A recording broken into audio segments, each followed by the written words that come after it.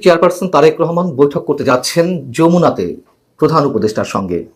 নিঃসন্দেহে এই বৈঠকের দিকে দেশের অসংখ্য মানুষের চোখ থাকবে।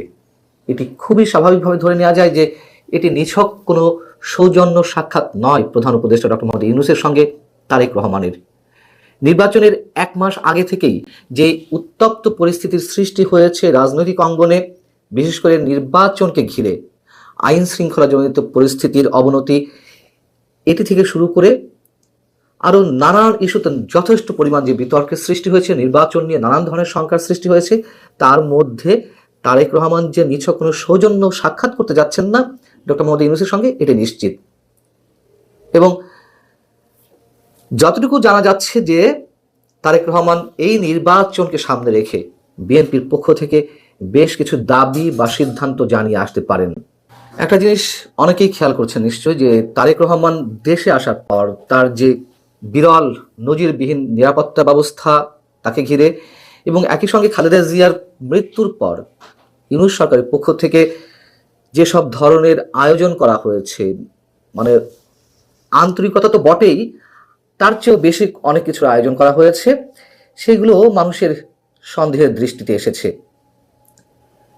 অনেকের মতে যে এর পেছনে নির্বাচন কেন্দ্রিক কোনো ধরনের কোনো বিশেষ উদ্দেশ্য আছে কিনা, অর্থাৎ বিএনপি কিংবা তারেক রহমান অথবা আমাদের প্রয়াত সাবেক প্রধানমন্ত্রী খালেদা জিয়াকে কেন্দ্র করে যা কিছু হয়েছে, এসব দেখানোর পাশাপাশি অন্য কারোর বিশেষ কোনো উদ্দেশ্য রয়েছে কিনা, এই নির্বাচনে বিশেষ ডিজাইনের মাধ্যমে অন্য কোনো বিশেষ শক্তিকে ক্ষমতায় আনার, এমন গুঞ্জনও শুরু হয়েছে।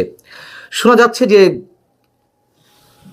একটি বিশেষ ইসলামপন্থী রাজনৈতিক দল তারা নির্বাচন বয়কট করতে পারে। বুঝতেই পারছেন কাদের প্রসঙ্গে গুঞ্জন শুরু হয়েছে। সেক্ষেত্রে নির্বাচনের গ্রহণযোগ্যতা নিয়ে যাতে কোনো প্রশ্ন না ওঠে, সে বিষয়ে কোনো আলোচনা হবে কিনা আমরা জানি না। এরই মধ্যে বাহরাইন এবং ওমানে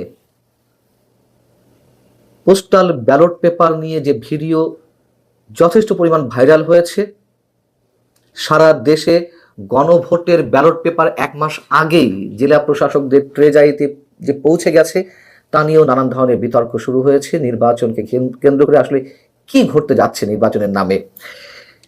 পাশাপাশি নিশ্চয়ই আমাদের চোখে এটিও বেঁধেছে যে শিক্ষা সংক্রান্ত একটি দক্ষিণ এশীয় সম্মেলনে প্রধান অতিথি হয়ে আমাদের প্রধান উপদেষ্টা ডক্টর মোহাম্মদ ইউনূস পরোক্ষভাবে এনসিপির পক্ষে প্রচারণা চালিয়েছেন। তিনি মন্তব্য করেছেন যে তরুণদের সেই দল থেকে অনেকেই বিজয়ী হয়ে আসবে নিশ্চিতভাবে।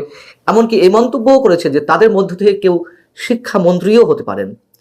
এই যে অযাচিত এই ধরনের মন্তব্য, তা নির্বাচনে প্রভাব ফেলতে যাচ্ছে কিনা, অথবা নির্বাচনের কোনো ডিজাইন হয়ে থাকলে আগে ভাগেই তার অনেক কিছু বেরিয়ে পড়ছে কিনা অবচেতনভাবেই, সেগুলো নিয়েও নানান ধরনের প্রশ্ন উঠেছে। এবং এই সরকার যে নিরপেক্ষ নয়, তাতে সরকারি নানানভাবে তারা তাদের নিজেদের কর্মকাণ্ডের মাধ্যমে আমাদের সামনে ফুটিয়ে তুলছে। অতএব বৃহস্পতিবার যে বৈঠকটি যমুনাতে অনুষ্ঠিত হতে যাচ্ছে প্রধান উপদেষ্টার সঙ্গে তারেক রহমানের, নিঃসন্দেহে সেদিকে নজর থাকবে দেশের কোটি কোটি মানুষের। এবং আমি প্রায় বলি, অনেকে বলেন যে বিএনপি বারবার ফাঁদে পা দিচ্ছে সরকারের। যে কোনো কঠিন মুহূর্তে, যে কোনো সংকটময় মুহূর্তে আমরা দেখেছি যে ডক্টর মোহাম্মদ ইউনূস 3টি দলকে সাথে নিয়ে বৈঠক করেছেন এবং সেই বিষয়গুলো মোটামুটি সামাল দেওয়ার চেষ্টা করেছেন। যখনই ডেকেছেন বিএনপি তার ডাকে তার আহ্বানে সাড়া দিয়েছে,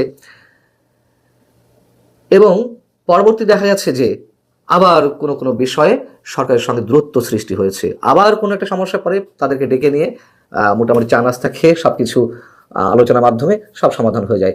বিএনপি অনেক অনেক ছাড় দিয়ে এই পর্যন্ত এসেছে, তাই অনেকেই বলে থাকেন যে বিএনপি বারবার ফাঁদে পা দিচ্ছে। এই নির্বাচনকে কেন্দ্র করে বিএনপি চূড়ান্তভাবে ফাঁদে পা দিতে যাচ্ছে কিনা, সেই প্রশ্ন অনেক জোরালোভাবে উঠেছে। দেখা যাক যমুনাতে কি ধরনের সিদ্ধান্ত বা দাবির কথা জানিয়ে আসেন তারেক রহমান। তার উপরে নির্ভর করছে দেশের ভবিষ্যৎ। আগামীর যে গুরুত্বপূর্ণ নির্বাচনটি, তার অনেক কিছুই, যদিও সরকারের পক্ষ থেকে বলা হচ্ছে, দাবি করা হচ্ছে যে এটি হবে দেশের ঐতিহাসিক নির্বাচন, তার তো বিন্দুমাত্র কোনো লক্ষণ বা কোন ধরনের দৃষ্টান্ত এখনো পর্যন্ত আমাদের সামনে উপস্থিত হয়নি। সেই জায়গা থেকে বৃহস্পতিবারের যমুনার বৈঠকটি নিঃসন্দেহে অনেক অনেক বেশি গুরুত্বপূর্ণ।